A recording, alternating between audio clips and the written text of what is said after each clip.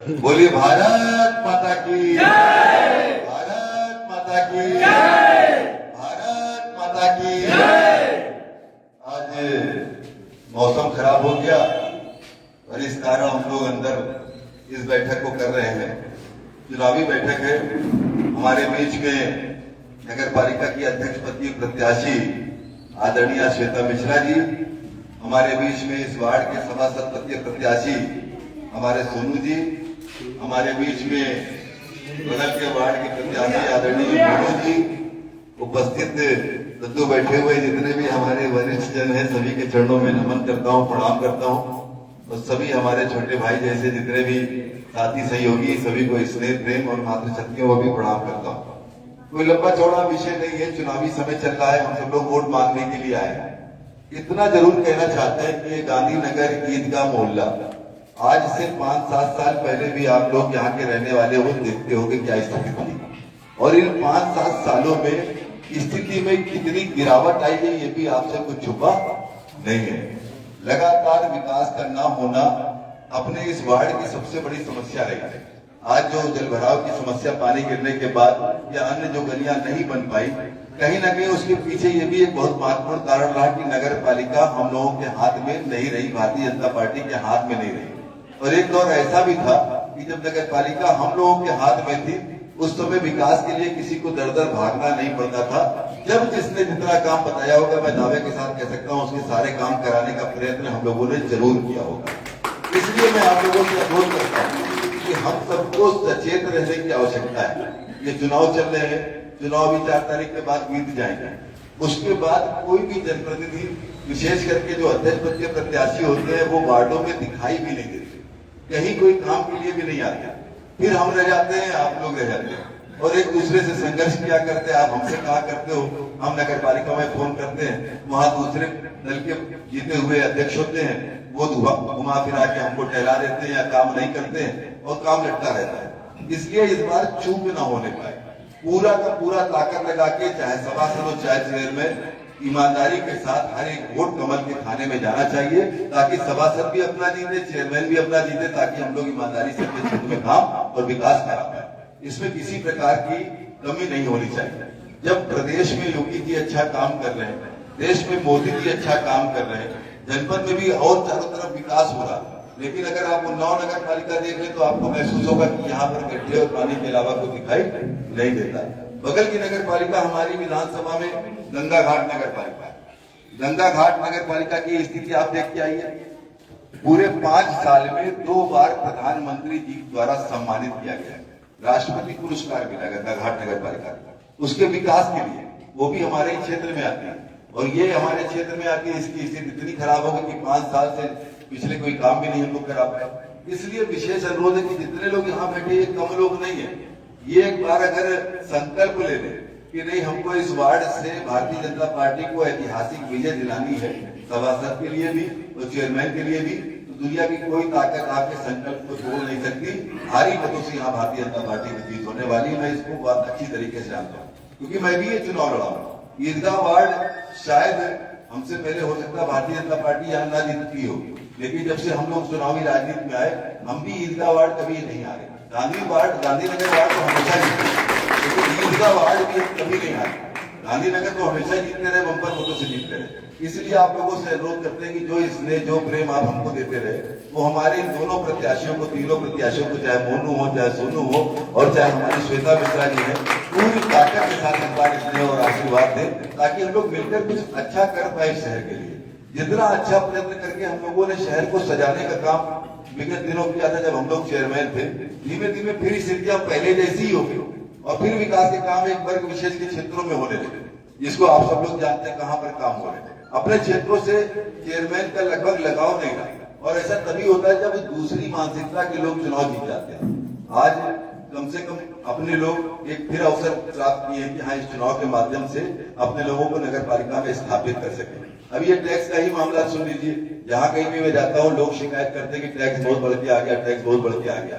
इसमें भी हम लोगों का दोष नहीं है, हम लोग भी तो चेयरमैन थे जब एक बार नगर पालिका का टैक्स बहुत ज्यादा बढ़ के आया था। सारे नगर के लोग परेशान थे, हमारे पास आए थे और उस समय भी हमने यही कहा था कि जब तक हमारी कलम में ताकत है किसी का टैक्स बढ़ने नहीं देंगे, और सारे शहर का टैक्स हम लोगों ने उनके माफिक बांधा। किसी का 1-2 रुपया बढ़ा दिया हो तो बढ़ा दिया हो, वरना कहीं बढ़ाने का भी काम हम लोगों ने नहीं किया। आज 10-10 गुना टैक्स हो गया, कोई सुनने वाला नहीं। चक्कर लगाइए पालिका में, अध्यक्ष मिलता नहीं, कोई मिलने वाला नहीं, कोई काम करने वाला नहीं, कोई सफाई करने वाला नहीं। ऐसी स्थितियां इसलिए पैदा हुई कि हमारी सोच, हमारी विचारधारा, हमारी मानसिकता के लोग नगर पालिका में नहीं। इसलिए ये आवश्यक हो गया कि इस बार हम सब लोग संकल्प लेकर श्वेता मिश्रा जी को, सोनू जी को, मोनू जी को भारी मतों से चुनाव जिताए। आपको मैं गारंटी देता हूँ कि आपको काम के लिए, समस्या के लिए कहीं दौड़ना नहीं पड़ेगा। हर समय सबके लिए हम लोग उपलब्ध रहते हैं। ये सोनू, ये मोनू, ये श्वेता जी भानु मिश्रा जी की पत्नी है, और हमको स्वयं भी आप लोग जहां चाहते हो पकड़ लेते हो। हमको नहीं लगता कि अगर कोई व्यक्ति यहाँ सोच भी ले कि आज हमको विधायक जी से मिलना है तो उसको कोई परेशानी उठानी पड़ती होगी। आराम से कभी भी कहीं भी हमसे मिल सकता है, कोई दिक्कत आती है क्या बता। तो हमारा तो घर इसी जगह, पुल के ऊपर चढ़ो, अगर ब्रेक न लगा तो सीधे हमारे घर के अंदर। मेहनत भी नहीं करनी पड़ेगी, तो आप बिना मेहनत के पा रहे हो। तो इनको 1, 2, 3 को जिता दो, एक तो आपको फ्री मिलने ही वाला है, तो काम की कठिनाई नहीं होने वाली। मोदी जी के बारे में, योगी जी के बारे में क्या आपसे बताया, उनके बारे में आपको सब पता है। ऐसे ऐसे महत्वपूर्ण कार्य मोदी और योगी ने किए हैं पिछले 7, 8, 9 सालों में। मैं दावे के साथ कह सकता हूं कि आजादी के 75 सालों में इतने महत्वपूर्ण कार्य कभी नहीं हुए। चाहे धारा 370 हो, चाहे राम मंदिर का निर्माण हो, चाहे करतारपुर साहिब का कॉरिडोर का मामला रहा हो, चाहे मुफ्त में राशन देना हो, सड़क, बिजली, पानी, शिक्षा, चिकित्सा की व्यवस्था हो, ढेर सारी योजनाएं दी जा रही है गरीबों को। हर व्यक्ति को आवास आवंटन की योजना हो। शहरी क्षेत्रों में कहाँ आवास मिला करते थे, आज 2.5 लाख की आवास न जाने कितने बन रहे क्षेत्र में। आप देखिएगा कि जहां जाइए लगभग जिले में 22,000 के ऊपर आवास दिए गए।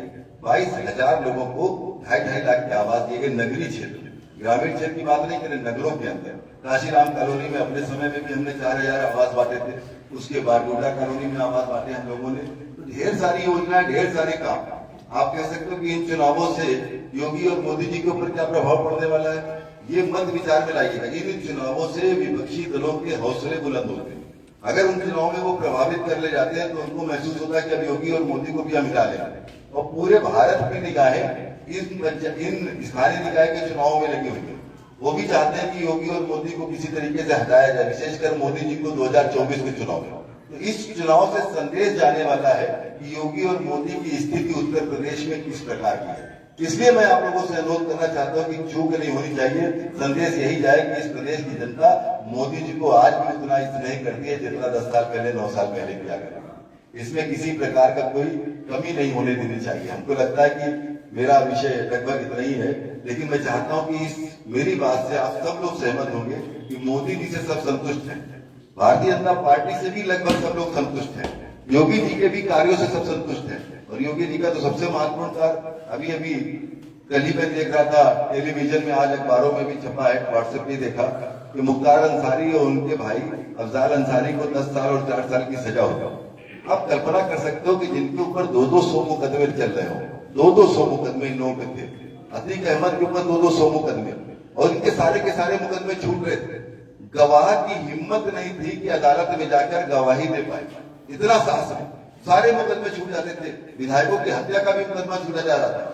लेकिन योगी और मोदी की इतनी दहशत है उत्तर प्रदेश में कि आज चाय वाला भी, पान की गुमटी वाला भी मुझे प्रस्ताव देता हुआ अदालत में गवाही देता है, और अदालतों को इनके खिलाफ निर्णय करने में आसानी है। ये वातावरण देने का काम आज योगी जी ने किया। इसलिए मैं आप लोगों से कहता हूं कि इस व्यवस्था को और गति प्रदान करने का हमको प्रयास करना चाहिए। आप नहीं साथ दोगे योगी और मोदी का, तो क्या ये माफिया साथ देंगे? पिछली सरकारों को ये माफिया सहयोग करके सरकारें बनवाते थे। आज योगी और मोदी आप लोगों के दम पर राजनीति कर रहे हैं, गरीब आदमी के दम पर, उनके वोट के आधार पर, उनकी विश्वसनीयता के आधार पर राजनीति कर रहे हैं। इसलिए मैं आपसे कहता हूँ कि हमारी मार नहीं सकते, बम नहीं जगा सकते, गोला नहीं जगा सकते, एक वोट तो मोदी और योगी के नाम पे कमल के ठप्पा लगाकर दे सकते, इतना काम तो हम लोग कर सकते।